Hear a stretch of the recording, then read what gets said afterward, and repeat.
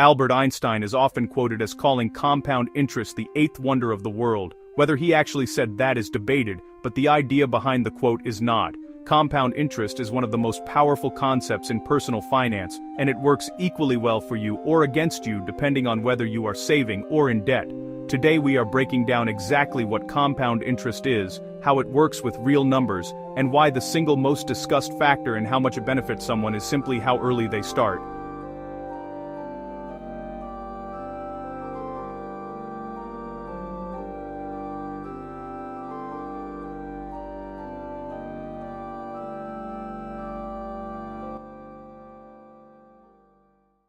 Welcome to Yield Report Daily, where we break down personal finance in plain English. No jargon, no financial advice, just clear education you can actually use. Everything in this video is for educational purposes only.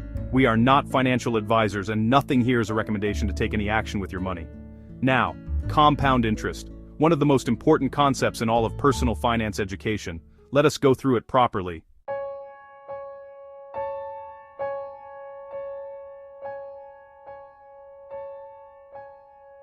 Before we get to compound interest, it helps to understand simple interest. Simple interest is straightforward. You deposit or invest a sum of money. The bank or investment pays you a percentage of that original amount each year. If you deposit $1,000 at 5% simple interest, you earn $50 every single year. After 10 years, you have earned $500 in interest on top of your original $1,000. The total is $1,500. That is simple interest. The original amount never changes. You always earn interest on the same base.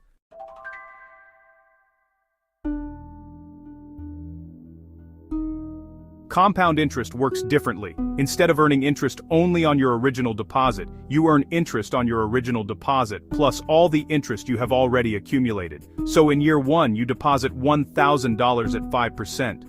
You earn $50 in interest.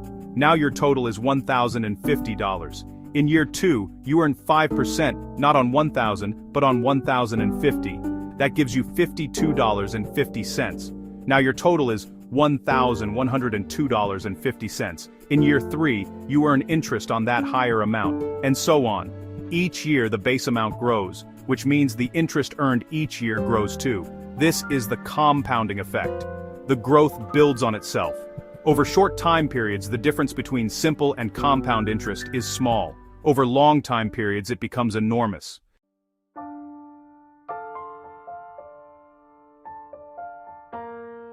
Let us look at what compounding actually does over different time periods, using a single deposit of $10,000 growing at 7% per year, which is a commonly discussed long-term average for broad stock market index funds. The numbers look like this. After 10 years, that $10,000 would grow to approximately $19,600. After 20 years, it would grow to approximately $38,700. After 30 years, approximately $76,100. After 40 years, approximately $149,700. That is a single deposit of $10,000 growing to nearly $150,000 over 40 years without adding another dollar to it. This is for educational illustration only. Actual investment returns vary significantly, are not guaranteed, and past performance does not indicate future results.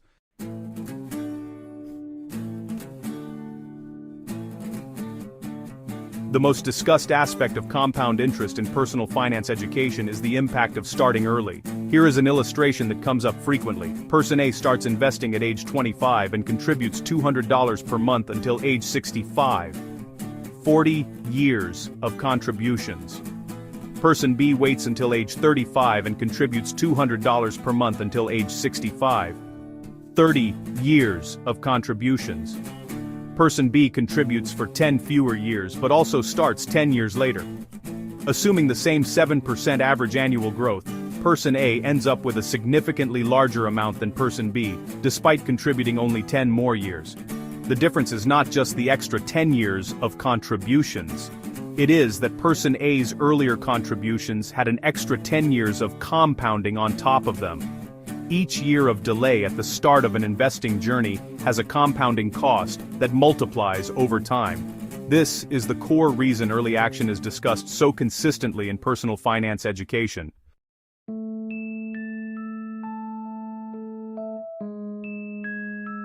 Everything we have discussed so far is compound interest working in your favor through savings and investments, but compound interest works exactly the same way in reverse when it comes to debt, and this is where it can cause significant financial damage. Credit card debt is one of the most commonly discussed examples. Many credit cards carry interest rates of 20 to 25% or higher. When a balance is not paid in full each month, interest is charged on the outstanding amount. The following month, interest is charged on the original balance plus the interest that was added. The debt compounds just as an investment does, but in the opposite direction. A $2,000 credit card balance at 24% interest, with only minimum payments being made, can take many years to pay off and result in paying significantly more than the original balance in total interest. This is one of the reasons credit card debt is discussed so consistently as a financial priority to address. The compounding effect works against the person carrying the balance in the same powerful way it works for someone who is saving and investing.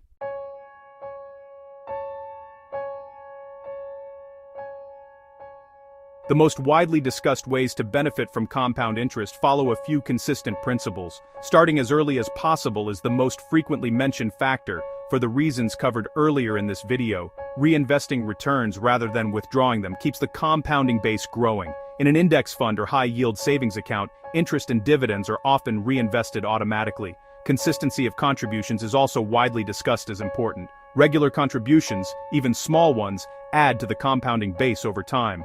The combination of starting early, reinvesting, and contributing consistently is the framework most personal finance educators point to when discussing how to maximize the benefit of compound interest over a long period. None of this is financial advice. It is a description of the concepts that come up most frequently in personal finance education on this topic. Compound interest is the underlying engine behind almost every topic we have covered on this channel. It is why investing early is discussed so much. It is why high-yield savings accounts are worth understanding. It is why carrying high-interest debt is discussed as costly. And it is why time is the factor that shows up in every compound interest conversation. The earlier the starting point, the more time the compounding has to work. Links to related videos and tools mentioned throughout this series are in the description below. Subscribe to Yield Report Daily for a new personal finance video every week in plain English. And if any of the topics mentioned today connect to something you want to understand better, check out the related videos on screen now. See you in the next one.